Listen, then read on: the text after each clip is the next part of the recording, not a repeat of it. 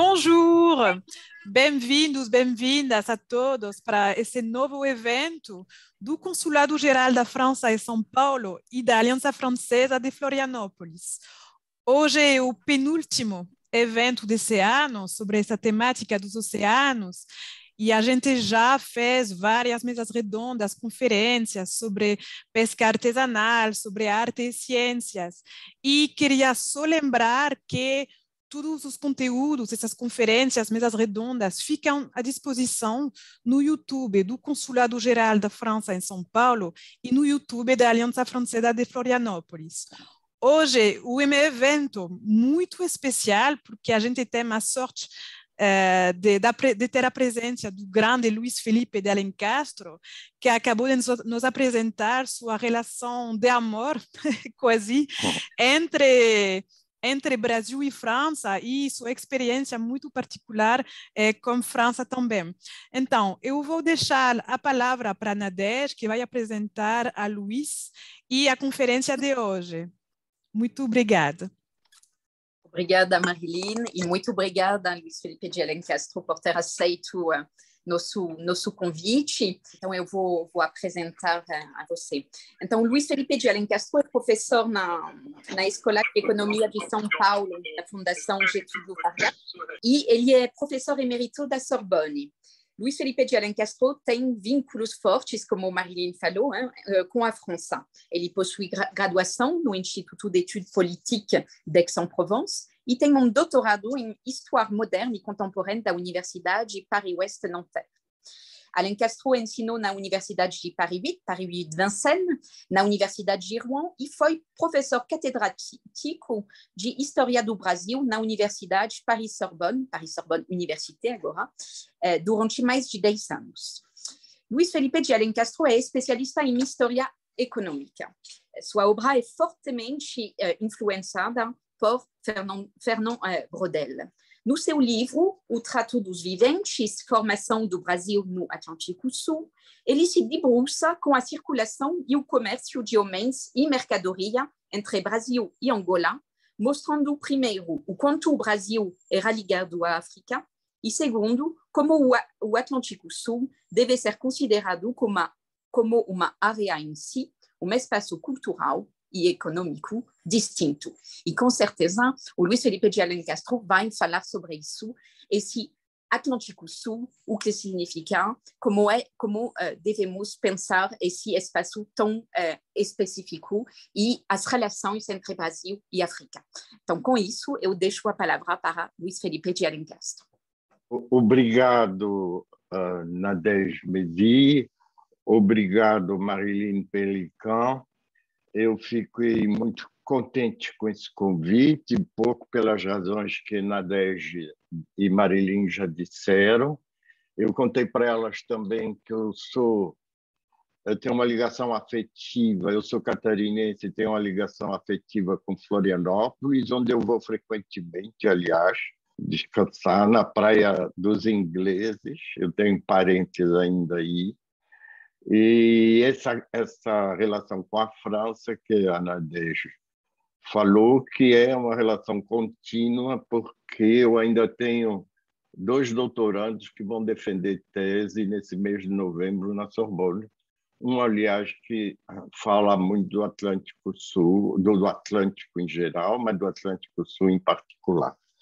Bom, esse texto que eu estou me baseando aqui num texto que eu redigi por uma plataforma digital que é um dicionário, uma espécie de enciclopédia sobre o intercâmbio de culturas atlânticas. É um projeto grande, onde está envolvido uma equipe francesa, uma equipe da USP, uma equipe brasileira.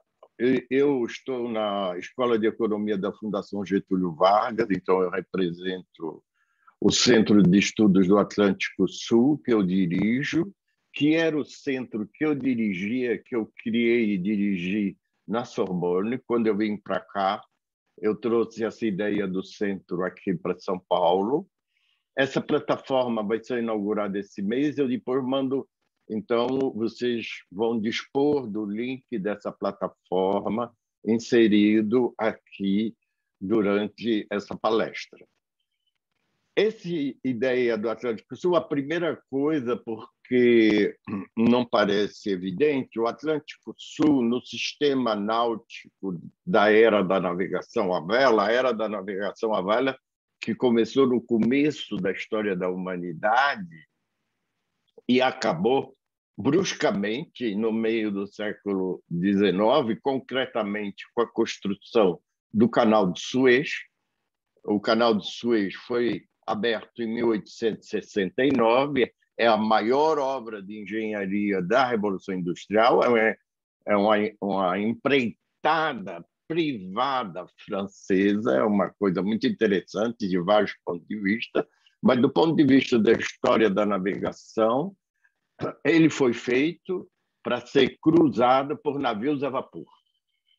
Então, o fato que ele tenha sido concebido e fabricado na era do vapor, porque ele pode ser fabricado também porque havia uma estrada de ferro ao longo da construção do canal, isso permitiu a dragas e todo um equipamento movido a vapor que facilitou a escavação do canal, mas, enfim, é o fim da navegação à vela. Isso marca o fim da navegação à vela. É claro que continuaram havendo grandes barcos à vela, inclusive é um belo barco francês, o mais ilustre da Marinha Francesa, é o Belém.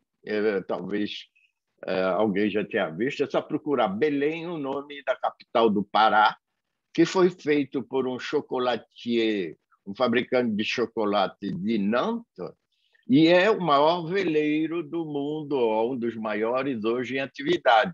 E ele foi lançado ao mar em 1890, quer dizer, bem depois da abertura do Canal de Suez, quer dizer que a construção naval ainda continuou com a navegação à vela depois. Mas, enfim, marcou o fim de uma era. E durante esses, então, 300 anos que vão quase 300 anos que vão da descoberta do Atlântico Sul por Cabral até o fim da navegação à vela, todos os capitães, os cartógrafos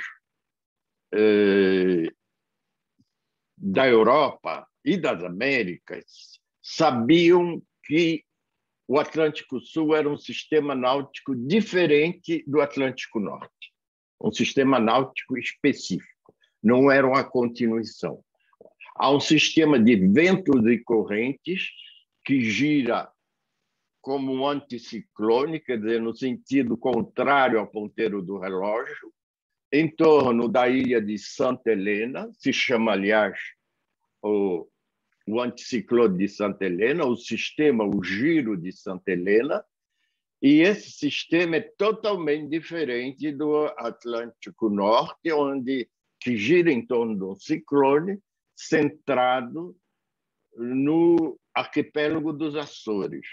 Esse sistema do Atlântico Sul, ele não acabava no equador geométrico, ele acabava no equador meteorológico, que é outra coisa, 10 graus acima do equador terrestre, do equador geométrico. Então, ele englobava o que a gente chama hoje do Atlântico Sul, do Polo Sul, até a altura do Senegal, digamos, do ponto de vista da navegação marítima.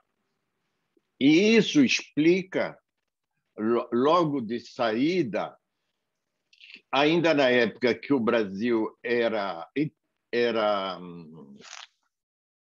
estava dominado pela Espanha durante o período dos Habsburgo, de 1580 a 1640, a criação do Estado do Grão-Pará e Maranhão, que começava justamente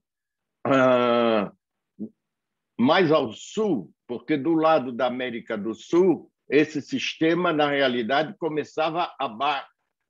parava abaixo do Equador. Ele parava mais ou menos onde é o Rio Grande do Norte agora. Então, todo o sistema de navegação que vai do Rio Grande do Norte para cima é guiado pela corrente das Guianas, a corrente das Guianas que vai de leste a oeste, vai para o Caribe, por isso que ela se chama corrente das Guianas, e tornava essa parte do Brasil mais próxima da Península Ibérica, de Lisboa e da Espanha, do que o outro sistema centrado na Bahia, que é o estado do Brasil. Então, isso a gente aprende no colégio, mas ninguém explica. Aliás, ninguém explica que o Brasil tem a maior costa nacional atlântica, o que é essencial para entender isso, porque é uma coisa muito subestimada no Brasil, o interesse pela história marítima. Eu tenho me envolvido muito nisso e vejo que as pessoas, os colegas, inclusive economistas, juristas e tudo, ficam surpreendidos, para não falar dos historiadores. Os historiadores sabem, mas isso não é muito ensinado. O fato é que o estado do Grão-Pará e Maranhão, que era uma divisão administrativa portuguesa totalmente diferente do estado do Brasil, como, por exemplo, do lado espanhol, a colônia, o vice-reino do Peru era diferente do vice-reino da Nova Espanha, eram coisas diferentes. Isso foi necessário fazer porque o sistema de ventos que guiava a navegação para o norte do Brasil era complexo. Resumindo, era muito fácil ir da Bahia para o Maranhão, mas era infernal voltar do Maranhão para a Bahia. Tinha que se ir quase na altura da Ilha da Madeira e pegar aí o ciclone dos Açores para voltar. Então, esse era um sistema, e por isso que se deve falar de América Portuguesa, não de Brasil, porque era mais complicado do que isso. Eu não tenho muito tempo para falar nisso, mas é para dizer que era uma região com dois sistemas de navegação e, portanto, de comunicação com a Europa muito diferentes. Esse sistema foi pela primeira vez detectado no descobrimento do Brasil, quando Cabral chega no Atlântico Sul. É a segunda viagem para a Índia. Vasco da Gama tinha ido para a Índia em 98, a primeira viagem marítima do mundo entre a Europa e a Índia. Ele percebe que tem ventos soprando mais a oeste, e ele, na volta, quando ele volta para Lisboa, ele, inclusive, havia gente que participou dessa primeira viagem com Vasco da Gama, e essa gente e o próprio Vasco da Gama vão instruir o Cabral nessa segunda viagem europeia para a Índia, que é o Cabral que dirige, que aí é uma frota militar para tomar posse de Calicut e tal. Ele disse ao almirante para ele navegar mais a oeste, porque havia ventos favoráveis que, ao longo do que a gente sabe agora que é a América do Sul, que facilitavam a entrada no Oceano Índico. Isso vai se chamar, em espanhol, la vuelta, a volta. Essa navegação, então, é para a Índia e para a Ásia em geral, que contorna o Cabo de Boa Esperança.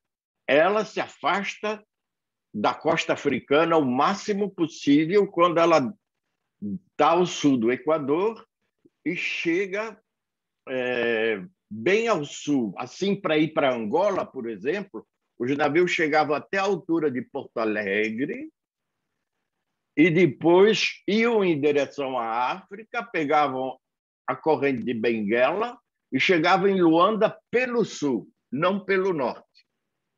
É esse sistema que vai aproximar Angola do Brasil e explica a intensidade do tráfico de escravizado para o Brasil e toda essa presença de colonos brasileiros, que eu chamo de brasílico, porque eram colonos que não sabiam que o país ia ficar independente e ter uma nação que se chamaria Brasil. Ninguém sabia antes que as colônias podiam ficar independentes. Isso só se soube depois da Revolução Americana, em 1776. Antes, não. Colônia é para ser colônia e acabou. Não é para ficar uma nação depois. A ruptura vem com a Revolução Americana, então essa gente sabia que era diferente dos portugueses, mas ainda não tinha uma ideia proto-nacional. A ideia proto-nacional na América Portuguesa só ocorre no século XVIII, em volta de Minas Gerais, que era um polo de atração, uma espécie de imã que atraía gente de todas as capitanias. Aí sim há uma ideia de pertencimento. Mas voltando à história marítima, que é o que nos interessa aqui, o descobrimento do Brasil e essa viagem, essa ligação que eu falei com a África, que também é muito precoce, com a África Ocidental ao menos, e com a Índia, os navios então saíam de Lisboa, faziam escala na Bahia, na ida ou na volta, iam para Goa e lá tinha uma outra rota que ia até Macau.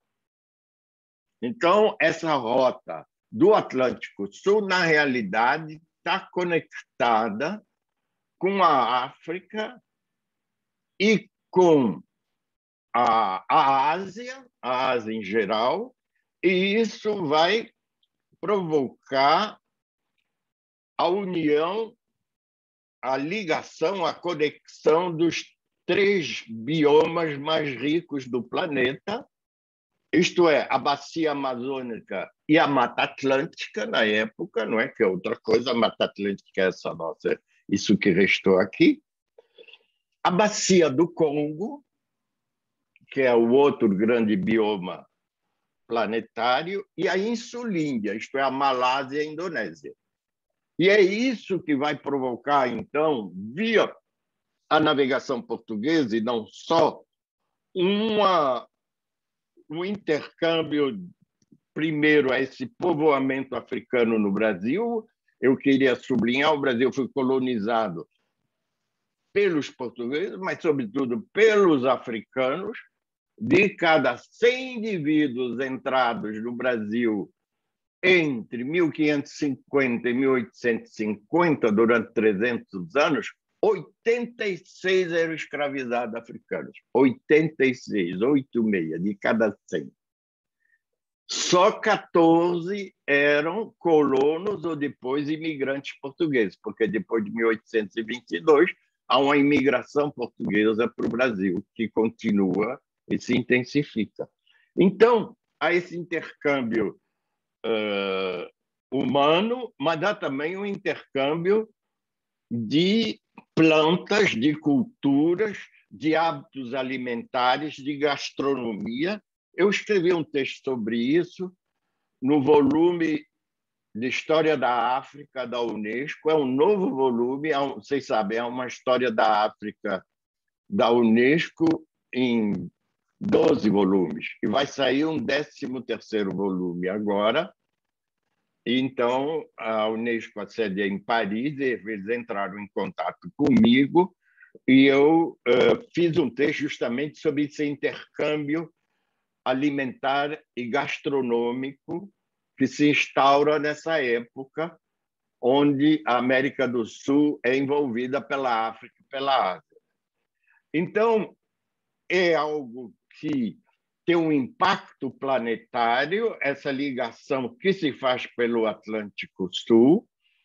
E eu não vou entrar em detalhe, mas, enfim, quiabo, feijão frade, tudo isso vem da África, melancia. E daqui para lá foi a mandioca, o milho. Daqui para lá, que eu digo, não é só do Brasil, é das Antilhas também.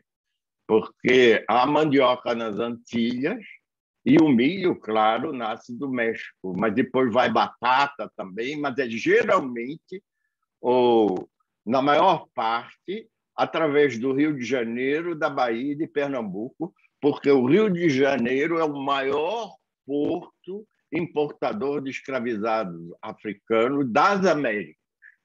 E Luanda é o maior porto exportador de escravizados africanos da África. Vocês veem, então, que não é à toa que o Brasil hoje toma consciência que ele é uma nação marcadamente negra, não é?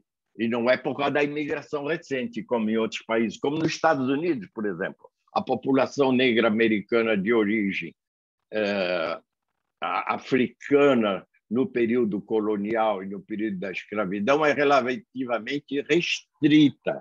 Houve, depois, no século XIX, uma imigração importante das Antilhas, da Jamaica, de Porto Rico. O Colin Powell, por exemplo, que morreu há pouco tempo, que foi o primeiro negro nos Estados Unidos a ser chefe do ministro da Defesa, não é? O pai dele era jamaicano.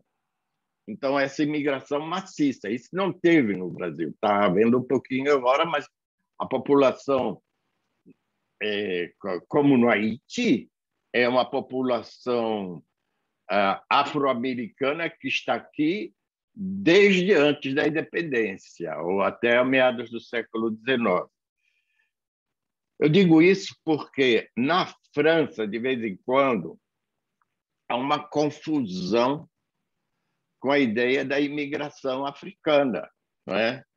E uma vez um colega meu me disse, historiador, hein, que tinha ficado muito bem impressionado com o Quartier Beninois na Bahia, com o quarteirão. Ele achou que o Pelourinho era um quarteirão, era um bairro de gente vindo do Dahomey, que hoje se chama Benin, né?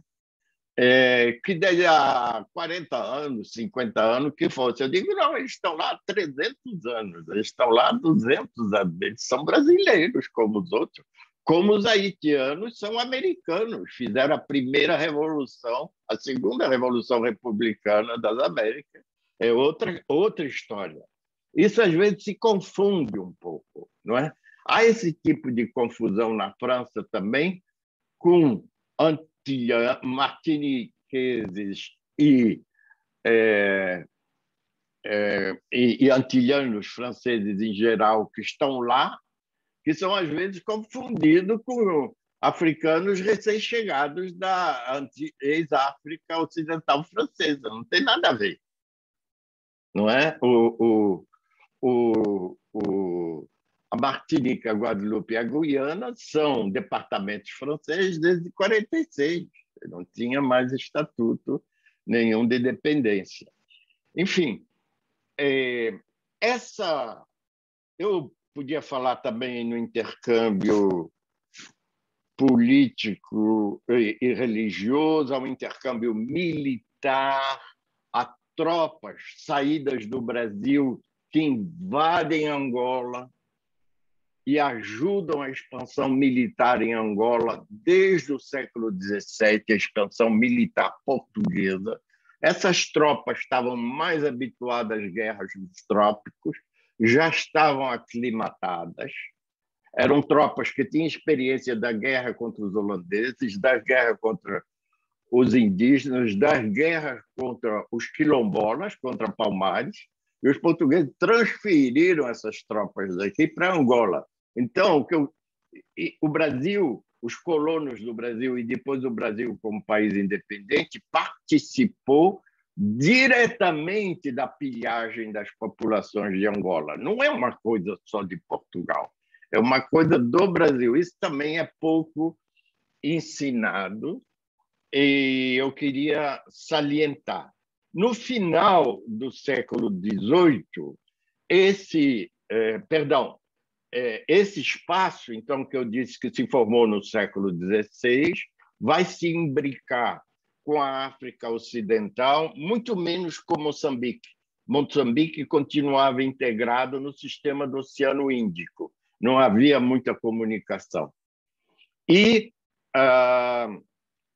o sistema do Oceano Índico é um outro sistema náutico, totalmente diferente, não é? Então, vejam bem, um navio que saía de Lisboa e ia para Goa, para a Índia, atravessava 3 sistemas náuticos diferentes: o Atlântico Norte, o Caribe, o Atlântico Sul e o Oceano Índico. Era uma navegação muito complicada. E é muito interessante, porque era uma navegação feita, muitas vezes, empiricamente. Nós estamos falando, para gente que se interessa sobre história da Marinha, e houve uma coisa curiosa. No período espanhol, por volta de 1610, a coroa espanhola resolveu fazer um teste, porque precisava ler os mapas e tal, e excluiu do corpo de capitães dessa frota da Índia todos analfabetos.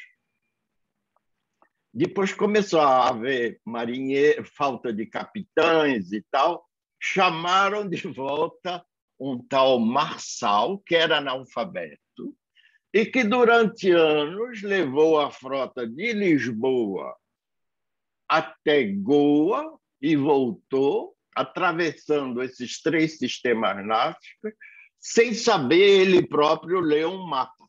Ele se guiava pelos ventos, pelo litoral africano, pela época do ano, mas ele era totalmente analfabeto. Está lá o resultado do teste dele, que ele não sabia ler e escrever. Então, eu acho isso interessante, porque é uma navegação que não deixou também muito traço escrito. O Atlântico Sul só foi mapeado do ponto de vista do lugar de suas correntes náuticas e da velocidade no século XIX, em 1832, por um oceanógrafo britânico chamado James Rennell, que cartografou pela primeira vez. Mas a rota Bahia,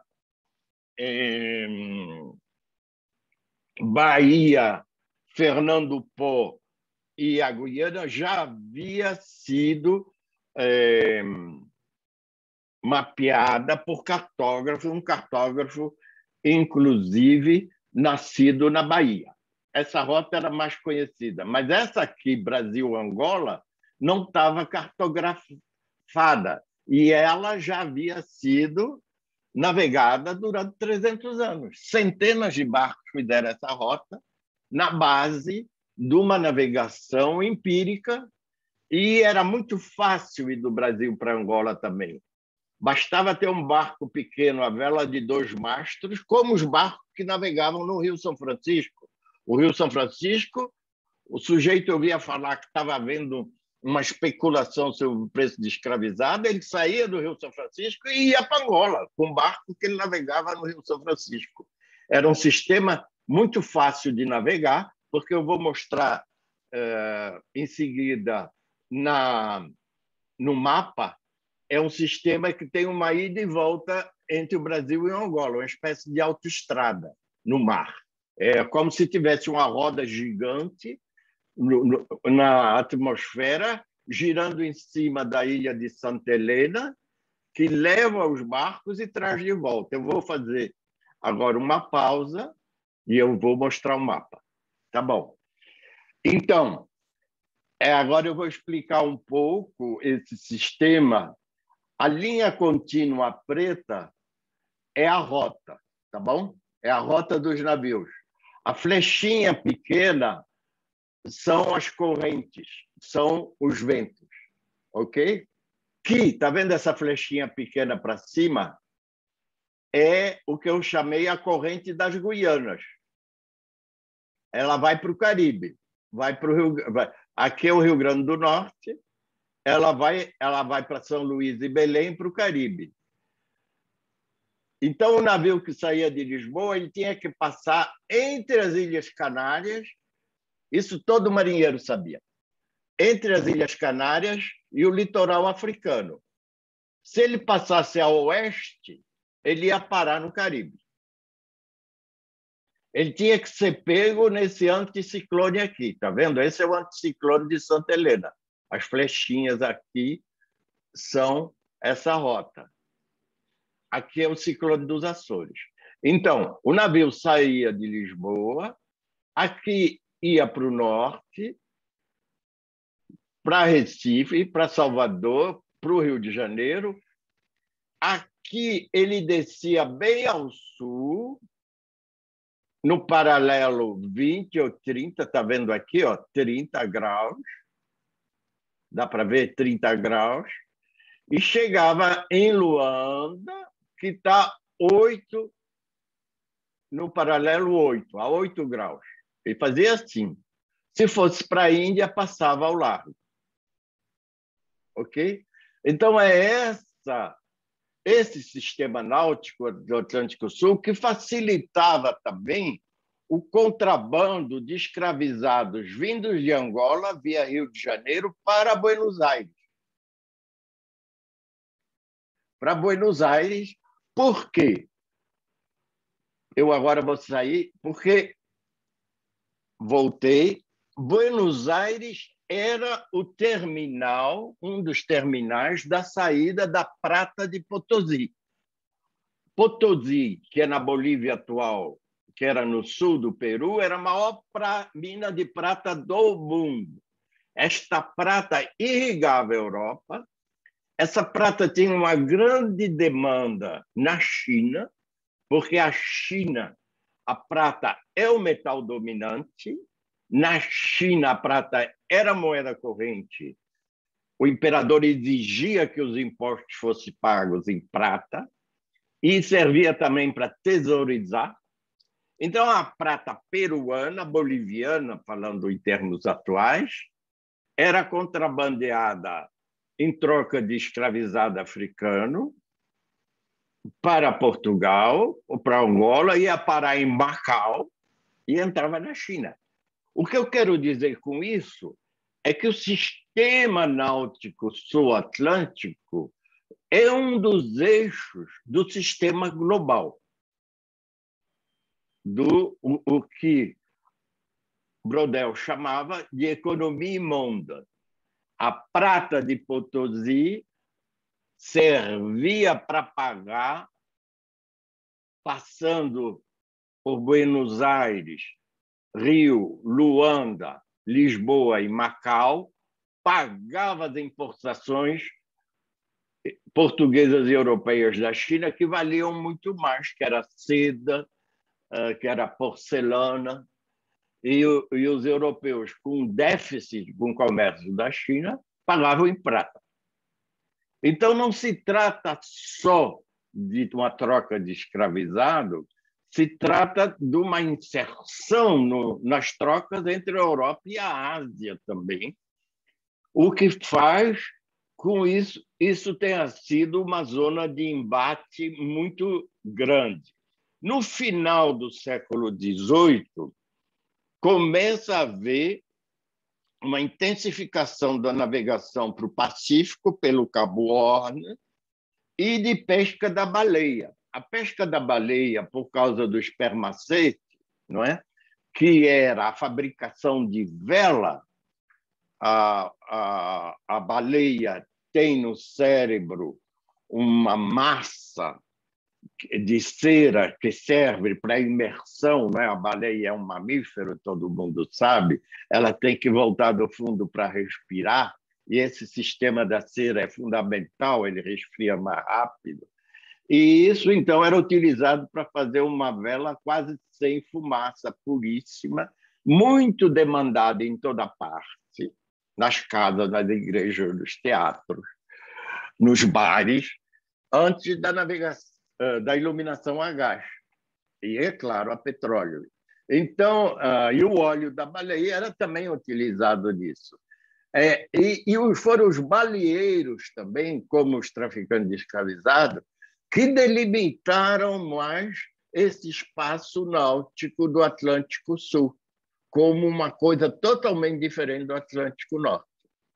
Porque eles navegavam de Nantucket, em Massachusetts, de La Rochelle, de Saint-Malo e vinham até o Atlântico Sul para passar o Cabo Horn atrás. Vocês sabem, né? Eles estavam atrás das baleias, eles não tinham rota precisa. Eles iam onde estavam as baleias.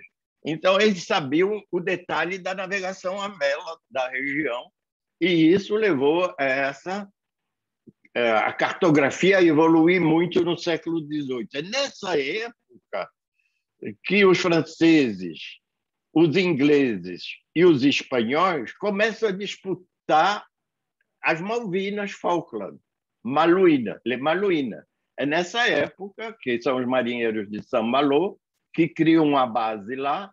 Então, o Atlântico Sul já é um desafio, já é um jogo, já tem um jogo geopolítico desde o final do século XVIII, por causa as Ilhas Malvinas estão situadas na frente do Estreito de Magalhães e controla a passagem de Drake entre o Cabo Horn e a Terra de Graham. Enfim, é a passagem do Pacífico, do Atlântico para o Pacífico e vice-versa, antes da abertura do Canal do Panamá, que é em 1914. Então, para ir para o Pacífico, os franceses, os ingleses, os espanhóis, todo mundo tinha que passar pelo Cabo Horn e daí a luta já militar pelo controle das Malvinas. Isso criou depois um contencioso com a Argentina independente e os ingleses, que até hoje não resolveu. Até hoje não resolveu. Vou falar disso mais ao fim. Como eu disse, com a navegação a abertura do Canal de Suez e a navegação a vapor, isso muda totalmente, porque a navegação vai direto do Mediterrâneo para a Ásia, sem contornar o Atlântico Sul. Ela entra já no Mar Vermelho, entra no Oceano Índico, e isso, então, vai deslocar um pouco, e simultaneamente, ao fim do tráfico de escravizados entre o Brasil e a África. Então, as ligações entre o Brasil com a África desaparecem dos oceanos. Simultaneamente, a navegação europeia, que antes passava pelo Cabo da Boa Esperança e parava na ida ou na volta no Rio ou na Bahia. Então, começa a haver essa navegação direta. Isso marca o fim desse primeiro Atlântico Sul, ok? O fim da navegação à vela, Canal de Suez, o fim do tráfico de escravizados.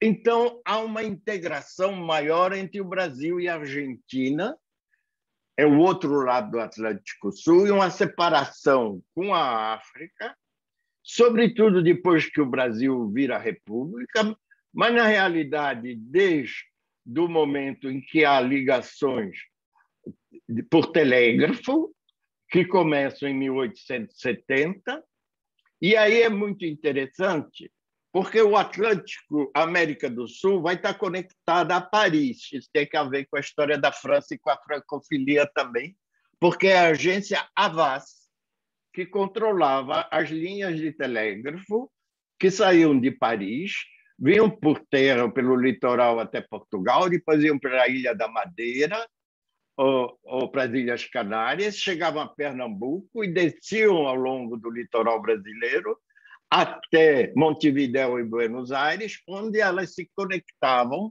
com as linhas transandinas de telégrafo, eu estou falando, que iam aí para o Chile.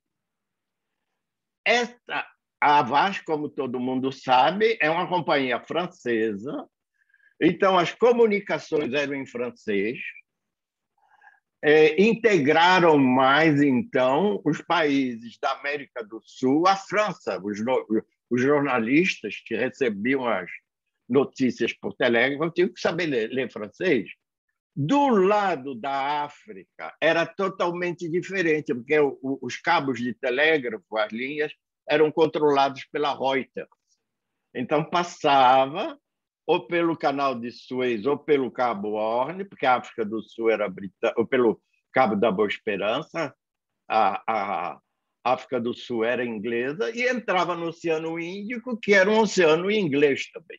Então, essa ruptura entre os dois lados do Atlântico, onde há uma dominância do inglês e uma dominância do francês na conexão da América do Sul Atlântica e também a parte do Pacífico do Cone Sul com a Europa, e a África tem uma conexão em inglês.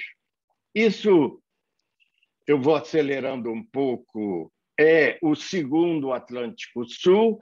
Esta ligação depois, quando o Brasil vira uma república, o Brasil descobre estupefato, uma frase de um diplomata brasileiro, que Buenos Aires ultrapassou o Rio de Janeiro como grande cidade, grande porto da América do Sul, no final do século XIX. A navegação a vapor vai permitir os navios frigoríficos que vão permitir, pela primeira vez, a exportação de carne argentina para a Europa, congelada, antes não podia, ou era carne seca ou defumada, ou o que fosse. Se exportava mais a língua do boi, que podia ser conservada, mas não a carne. De repente, a carne chegava em Londres, a carne argentina, e os cereais também era uma cultura na outra estação. A cultura do trigo é feita na Europa no verão europeu, e, uma vez colhido o trigo lá, os italianos e os espanhóis vinham colher o trigo na Argentina. E essa imigração de trabalhadores do trigo, que ficavam só uma colheita em cada continente, se chama andorinhas, e rondela, a imigração dos hirondelles, porque eles vinham com as andorinhas e voltavam. Há, então, toda uma mudança no Atlântico Sul, e isso vai se acentuar. Há uma fascinação pela Argentina, para quem estiver interessado. Eu escrevi um texto para os 100 anos da Semana de Arte Moderna, na exposição que está agora no Museu de Arte Moderna, no MAM. Eu escrevi um capítulo sobre esse assunto exatamente. Tem um capítulo, ele vai ser traduzido em francês e inglês. Ele vai sair um livro agora. E mostrando como a viagem de Campos Salles, que é o primeiro presidente brasileiro que vai a Buenos Aires, descobre e fascina não só o presidente, mas os jornalistas, que, de repente, descobrem uma cidade moderna e europeia aqui do lado. Não precisava mais imitar a Europa, nem os Estados Unidos. Podia se imitar. Os argentinos tinham conseguido fazer uma cidade moderna, rica, europeia, como era a cabeça deles na época, não é?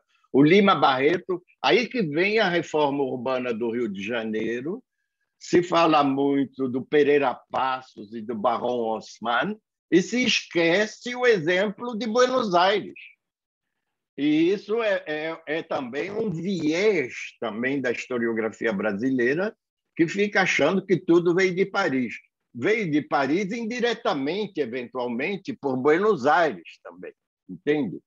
Da mesma forma, a descoberta da febre amarela primeiro da erradicação do mosquito é uma colaboração dos discípulos do Pasteur, é toda a história da Fiocruz, isso faz parte da história cultural franco-brasileira, por isso eu estou contando, mas é também médicos cubanos e americanos que estavam combatendo a febre amarela no Canal de Panamá, na construção do Canal de Panamá, onde isso era um enorme problema.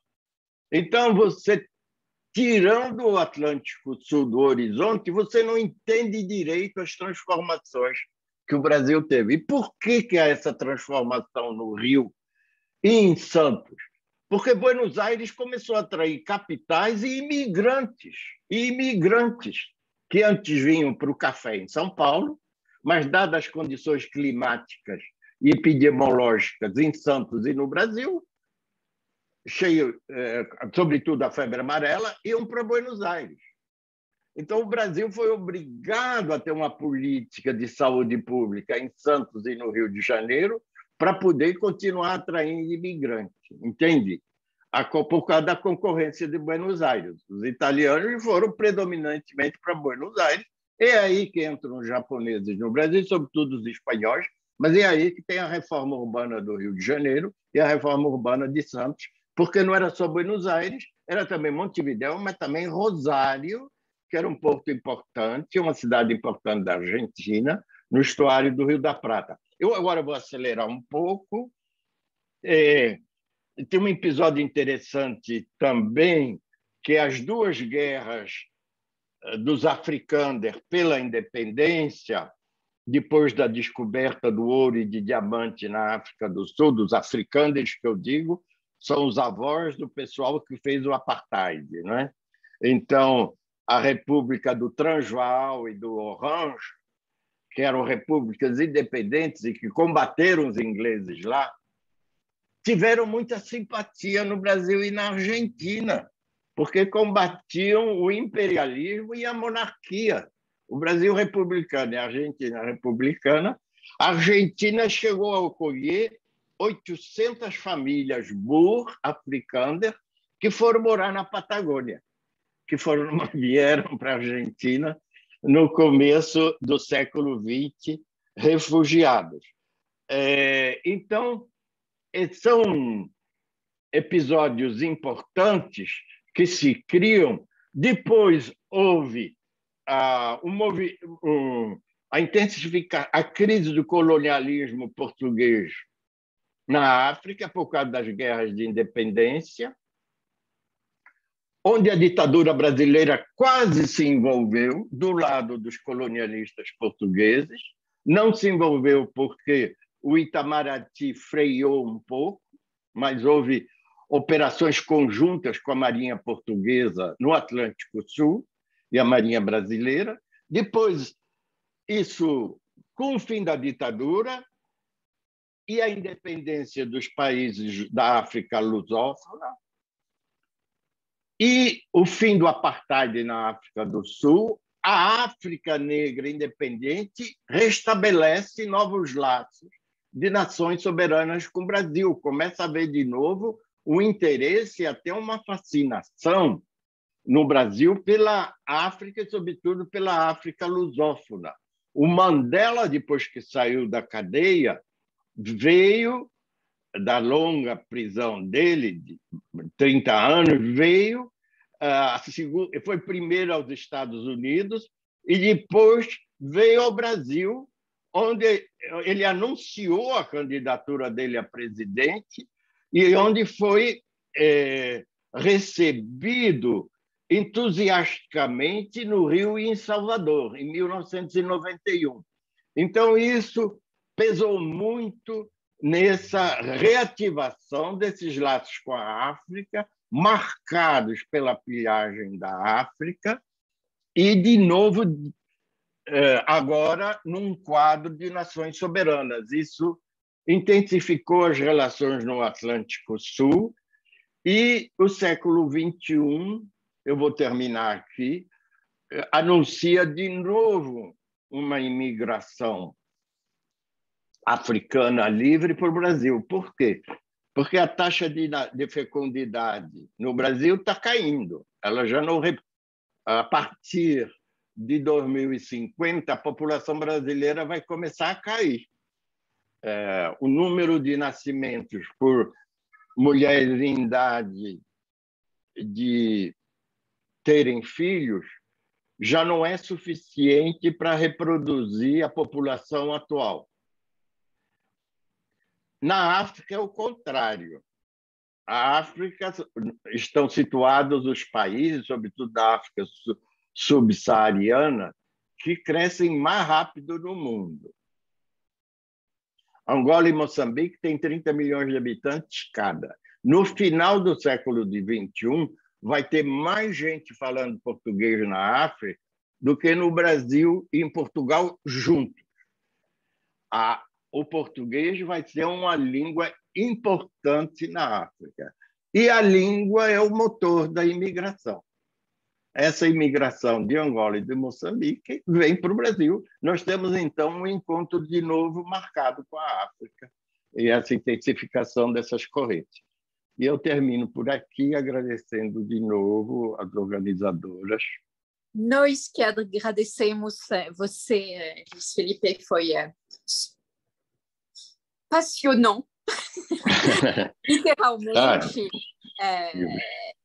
Esse panorama, desde o século XVI até o século XXI, e é bom de você ter falado dessa chegada, em particular de senegaleses, né, no Brasil, e então desses laços entre o Brasil e a África, e como eles se atualizam hoje, e então continua esses intercâmbios, e isso é super interessante e é bom de lembrar, né? Porque sempre pensamos Brasil e Estados Unidos, Brasil e Paris, Brasil e a Europa, mas tem esse Brasil e a África. Então, muito feliz de ter ouvido você, Luiz Felipe, foi vraiment passionnant.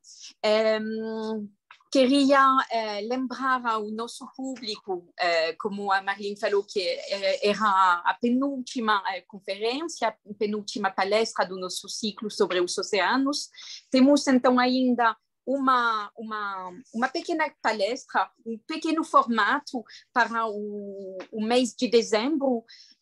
Será, então, o Vitor Queiroz, que é um antropólogo na URGS, que vai falar do Dorival Caymmi, esse músico de Bahia. Então, será sobre música e mar, música e pescadores. Então, muito obrigada a todos e até mais.